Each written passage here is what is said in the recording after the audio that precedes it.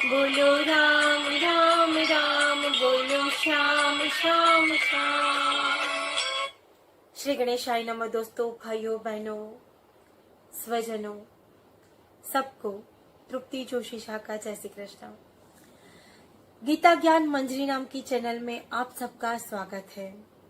आप मुझे लाइक कर सकते हो, सब्सक्राइब कर सकते हो और मेरे साथ गीता के अध्याय में जुड़े रह सकते हो। आज का हमारा श्रीमद् भगवद गीता का प्रथम अध्याय अर्जुन विषाद योग। दोस्तों, हम श्रीमद् भगवद गीता का 18 अध्याय का अध्ययन करने जा रहे हैं। महाभारत जैसे महाकाव्य में से श्री कृष्ण भगवान के मुखारविंद से अर्जुन को कही गई गीता हिंदू का महान पवित्र ग्रंथ गीता, जिसका हम अध्ययन करने जा रहे हैं। रचयिता है वेद व्यास, जिसने महाभारत लिखी है, और एक स्थान पर बैठ के गणेश जी ने लिखा है पूरी महाभारत। आज हम उसी महाभारत में से प्रसंग लिया हुआ कुरुक्षेत्र के मैदान में जो युद्ध हुआ, उसका वर्णन श्री कृष्ण भगवान अर्जुन को कहते हैं।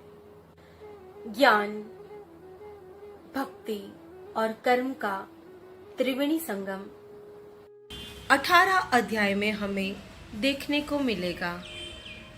श्री कृष्ण भगवान कहते हैं कि गीता मेरा उत्तम घर है, मेरा आश्रय है, मेरा आसरा है।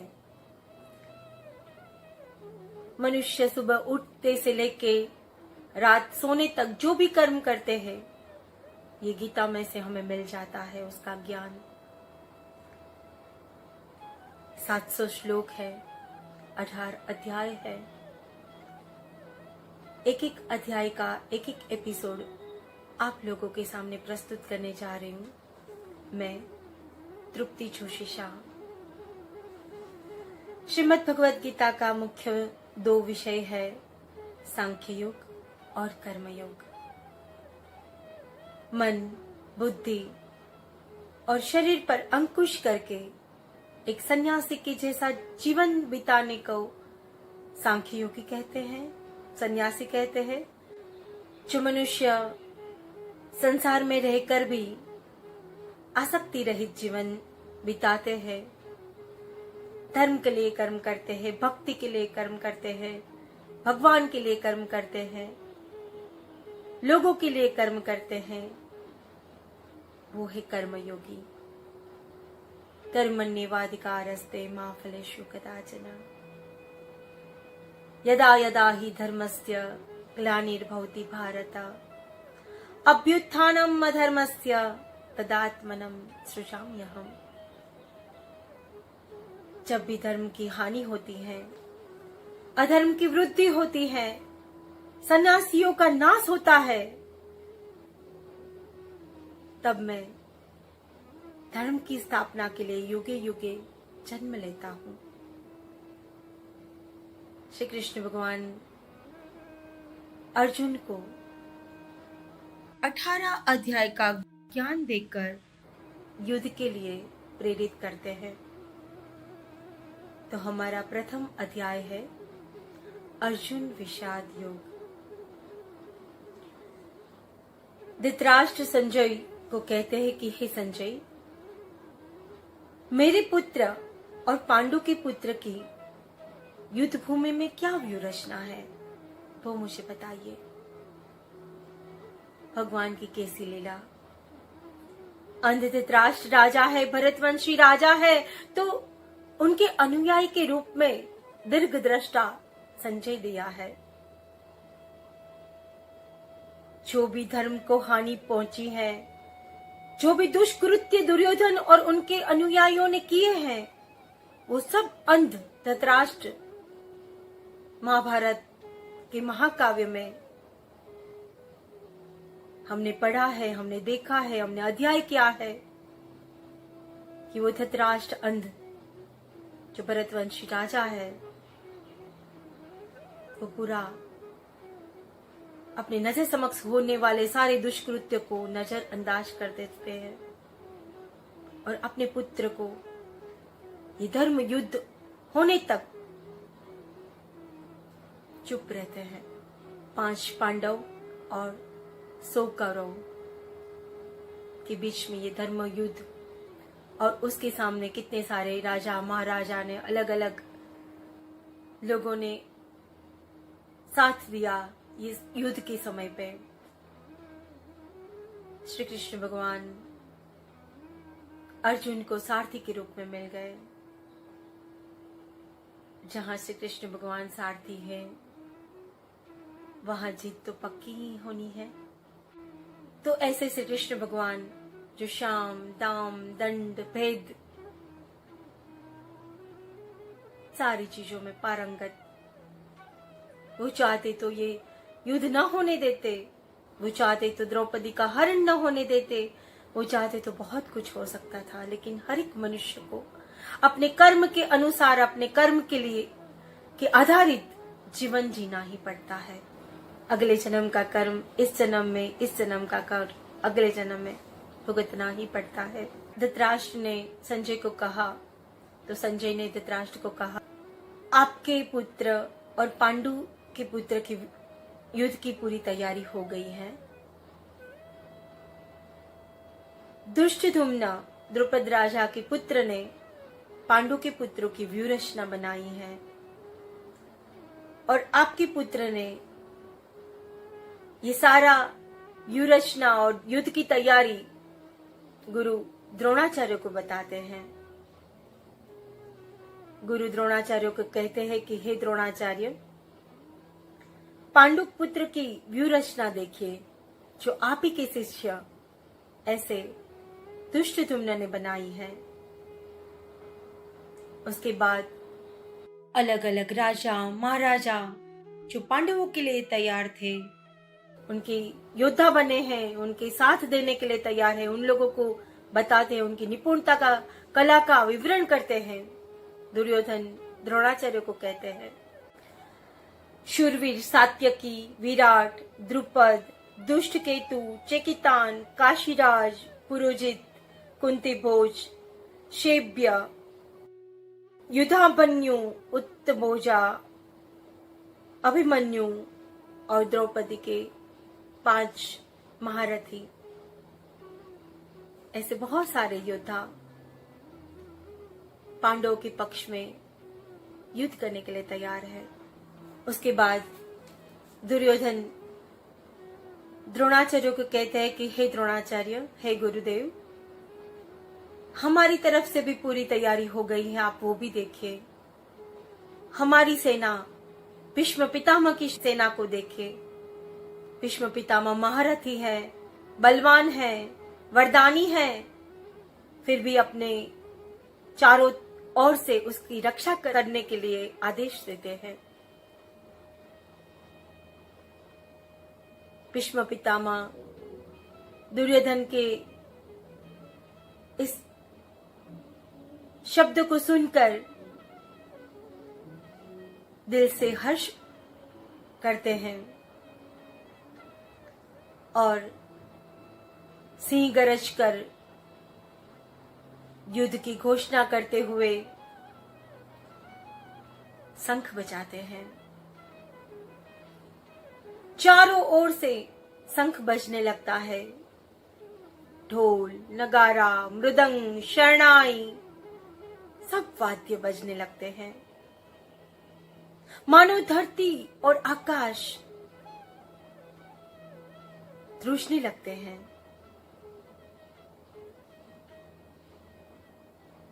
श्वेत रथ में सवार श्री कृष्ण भगवान और अर्जुन युद्ध भूमि में आते हैं और पंचजन्य नाम का शंख श्री कृष्ण भगवान बजाते हैं। इसी तरह अलग अलग राजा ने अलग अलग शंख बजाते हुए युद्ध की घोषणा कर दी। इस अध्याय में मोर्चे का नाम है, शस्त्र का नाम है, अश्व का नाम है, शंख का भी नाम है। भीम का पौंड्र नामक शंख, युधिष्ठिर का अनंत विजय, नकुल का सुघोष और सहदेव का मणिपुष्पक और अर्जुन का देवदत्त नाम का शंख। काशीराज, शिखंडी, दुष्टदुम्न, विराट सारे राजा ने अपने अपने शंख बजाए और युद्ध की घोषणा करी। युद्ध के आरंभ में अर्जुन श्री कृष्ण भगवान को कहते हैं कि हे केशव, अपनी रथ को मैदान के बीच में लाकर खड़ा कर दीजिए। मैं देखना चाहता हूं कि दुष्ट ऐसे दुर्बुद्धि दुर्योधन को किस किसने साथ दिया। सारथी बने श्री कृष्ण भगवान अर्जुन को रथ, श्वेत रथ को बीचों बीच लाकर खड़ा कर देते हैं और कहते हैं कि हे पार्थ, तू अपने स्वजन को देख ले। अर्जुन ने अपने सामने बहुत सारे अपने स्वजन को देखकर विषाद कर उठता है, गंभीर हो जाता है। भीष्म पितामह, गुरु द्रोणाचार्य, चाचा, मामा, दादा, ससुर, पुत्र, पौत्र, मित्र सबको देखकर हाथ से गांडीव छूट जाता है, मुख सूख जाता है, शरीर कंपन सा हो जाता है। श्री कृष्ण भगवान को कहते हैं कि हे केशव, क्या मुझे अपने ही स्वजन के सामने लड़ना पड़ेगा? मैं कैसे लड़ सकता हूं? इससे तो अच्छा है कि मैं इन कौरवों के हाथों मारा जाऊं। मुझे कोई राज्य का लोभ नहीं है, मेरी इंद्रियां मुझे साथ नहीं दे रही है। अपने ही कुल का नाश करने का महापाप लगेगा। मेरे सामने मेरे स्वजन है, मैं उनके सामने हथियार कैसे उठा सकता हूं? मैं जानता हूं कि ये सब अत्याई है, जो स्त्री का हरण करने वाले हैं, जमीन हड़प करने वाले हैं, दुष्ट आचरण करने वाले सारे लोग हैं। इन अत्यायों को मारकर मुझे नरक ही मिल सकता है। पर हे केशव, मैं इन लोगों को मारूंगा तो मेरे कुल का नाश हो जाएगा। दुख तो मुझे इस बात का है कि राज्य भोग को भोगने के लिए हम सब एक दूसरे के स्वजन होते हुए भी लड़ने के लिए तैयार हो गए हैं। इस युद्ध में न जाने कितने निर्दोष की हत्या हो जाएगी, धर्म का नाश हो जाएगा, और जो धर्म का नाश करता है उसको नरक के सिवा क्या मिल सकता है? हे केशव, अगर मेरे कुल का नाश हो गया तो गर्भवती स्त्रियां दूषित हो जाएगी और वर्णशंकर प्रजा पैदा हो सकती है। बहुत सारी स्त्रियां व्यभिचारी हो सकती हैं, और अगर वर्णशंकर प्रजा पैदा हुई तो श्राद्ध और तर्पण के बिना मेरे पूर्वज अधोगति को प्राप्त हो सकते हैं, भूत योनि में रह सकते हैं, और ये सारा पाप हम सब पर हो सकता है। हम पापी कहलाएंगे। अपने स्वजनों को मारकर भला कौन खुश रह सकता है? तो हे केशव, कोई और मार्ग बताइए। दोनों पक्षों के अच्छे के लिए कोई और मार्ग हम सोच सकते हैं। कैसी लीला भगवान की। राज्य के लिए एक दूसरे के स्वजन लड़ने के लिए तैयार हो गए हैं। काका, दादा, मामा, उस जमाने में भी ये था और आज के जमाने में भी ये ही है। वो खुशी किस काम की जिस खुशी के साथ हमारे स्वजन, हमारे अपने लोग ना हो। भौतिक सुख तो बहुत नाशवंत होता है। अंतर आत्मा की जो सुख होता है वो ही परम आनंद और परम गति को प्राप्त करता है वो मनुष्य। तो इस भौतिक सुख के पीछे हम क्यों भटक रहे हैं? ये सब कुछ हमें इतना प्राप्य करने के लिए क्यों हम आए दिन लड़ते रहते हैं, भटकते रहते हैं, कार्य कर्म करते रहते हैं, योग क्षेम करते रहते हैं?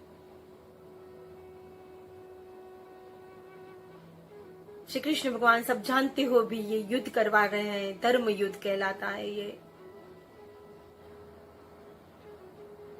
क्योंकि कौरव के पक्ष में इतनी सारी भूलें हो गई है जो माफी के लायक ही नहीं है। युद्ध के सिवा और कोई मार्ग ही नहीं था।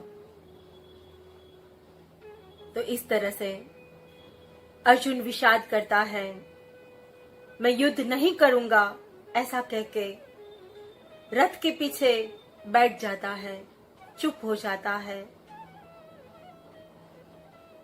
इति श्री देवाखंडे ब्रह्म विद्यायाम योग शास्त्रे श्री कृष्ण अर्जुन संवादे प्रथम अध्याय समाप्त। श्री कृष्ण कन्हैया लाल की जय। जय श्री कृष्ण।